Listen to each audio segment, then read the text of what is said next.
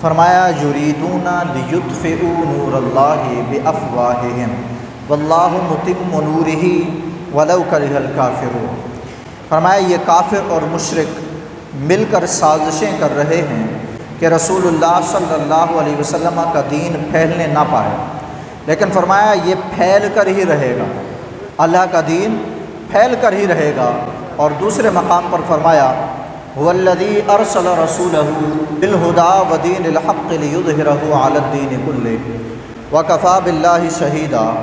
फरमाया वही है जिसने भेजा रसूल को हिदायत और दीन हक़ के साथ, और ये मुसलमान अगर हुजूर के दीन के लिए इकट्ठे हो जाएं तो अल्लाह रब्बुल आलमीन की रहमतें उतरती हैं, फ़रिश्ते मदद के लिए उतरते हैं। फरमाया गया दो चीज़ें हैं।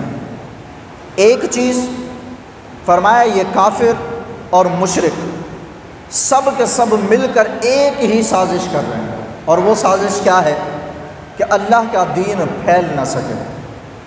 युरीदून लियुत्फ़िऊ नूर अल्लाहि बिअफ़वाहिहिम, सब का इरादा यही है, सब की चाहत ये है सारे काफिरों की कि वो किसी ना किसी तरह से दीन को फैलने से रोक लें। वल्लाहु मुतिम्मु नूरिही वलौ करिहल काफ़िरून। मेरा रब फरमाता है इनको जितना बुरा लगता है लगे, दीन तो फैल कर ही रहेगा, जो मर्जी इनको बुरे लग जाए, जितनी नापसंद ये कर लें, लेकिन अल्लाह फरमाता है कि दीन तो फैल कर रहेगा। अब मुसलमानों के लिए सबक क्या है? फरमाया दोगो हुवल्लज़ी अरसल रसूलहू, वही अल्लाह है जिसने अपने रसूल को भेजा बिलहुदा हिदायत के साथ, व दीनिल हक़्क़ि लियुज़हिरहू अलद्दीनि कुल्लिहि। फरमाया उस दीन हक़ के साथ जो तुम्हारे ऊपर ज़ाहिर हो चुका, अल्लाह ने अपने महबूब को भेजा। फरमाया व कफ़ा बिल्लाहि शहीदा, और फरमाया तुम्हारे ऊपर अल्लाह की रहमतें भी नाजिल होंगी, लेकिन कब? जब फरमाया मुसलमान इकट्ठे हो जाएंगे। एक तरफ काफिर और मुशरिक सारे एक हैं, और उनकी ख्वाहिश क्या है कि दीन को फैलने से, आवाज़ नहीं आई आपको, दीन को फैलने से रोक दिया जाए। तो दूसरी तरफ अल्लाह हमें इरशाद फरमाया मुसलमानों अगर तुम भी इकट्ठे हो जाओ तो क्या होगा? फरमाया हम तुम्हारी मदद के लिए फ़रिश्तों को आसमानों से उतार देंगे, हम फरिश्तों से आसमानों को उतार। लेकिन फरमाया तुम तो इकट्ठे हो जाओ पहले। हम आज 56 ममालिक की ताकत रखते हैं मुसलमान। दुनिया के अंदर अगर 180 या 190 प्लस ममालिक हैं, उनमें से बड़ी तादाद जो है वो मुसलमानों की है। 10 मिलियन अरब, यानी इससे भी ऊपर अगर चले जाएं तो हम मुसलमानों की जो है वो तादाद है।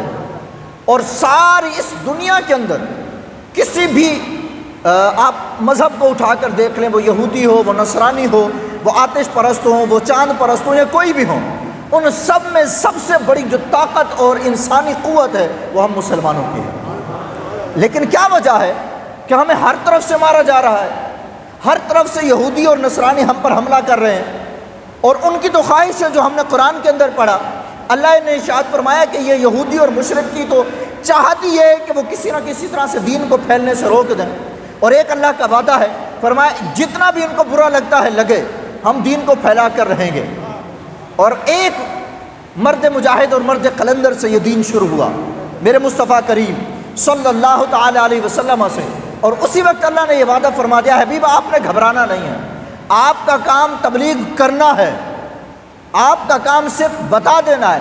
तारीख़ की किताबें उठाकर पढ़ो, सीरत ने जितनी भी सीरत निगारों ने सीरत लिखी है, और हदीस की किताबें उठाकर पढ़ो, तसव्वुफ़ की किताबें उठाकर पढ़ो, किसी किताब के अंदर ये नहीं लिखा हुआ, न सुना होगा आपने कि कभी भी किसी को ज़बरदस्ती दीन में दाखिल किया गया हो।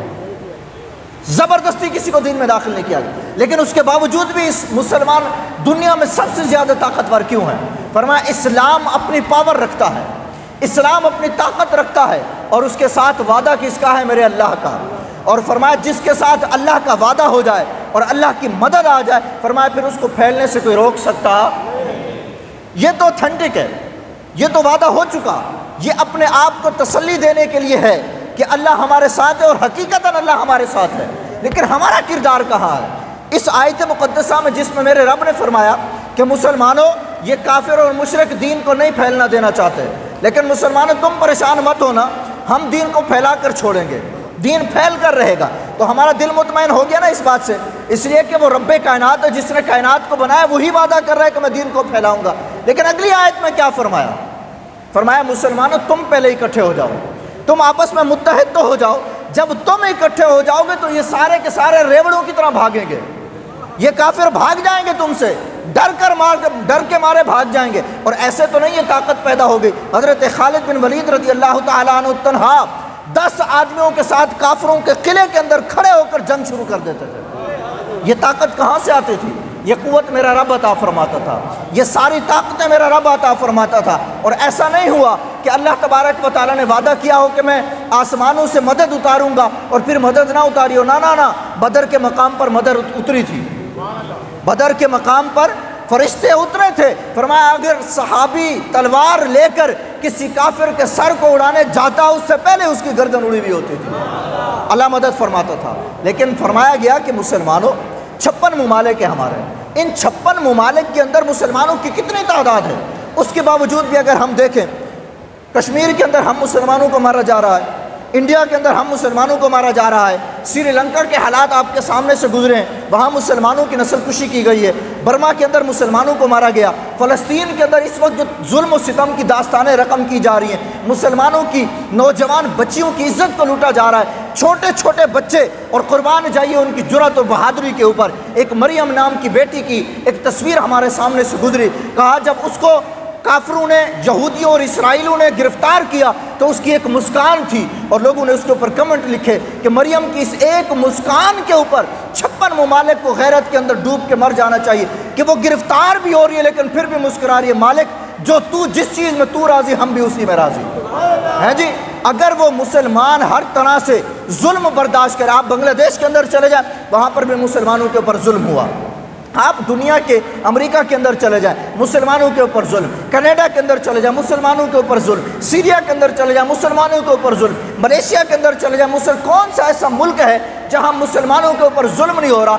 एक तरफ हम कहते हैं कि मुसलमान बहुत ज़्यादा हैं और दूसरी तरफ जो मुट्ठी भर यहूदी हैं वही हमारे ऊपर है, वही हम पर जुल्म कर रहे हैं। वजह क्या है? फरमाया ये मुसलमान मुत्तहिद नहीं है, ये एक दूसरे से ही लड़ते रहते हैं, एक दूसरे पर इनका इत्तेफाक नहीं होता। हर एक को लीडरशिप चाहिए, हर एक को कायदाना जो है वो कुव्वत और ताकत चाहिए। मेरा रब फरमाता है मुसलमानों, तुम अगर इत्तेहाद कर लोगे तो ये कभी भी तुम्हारे सामने मुकाबला नहीं कर सकते।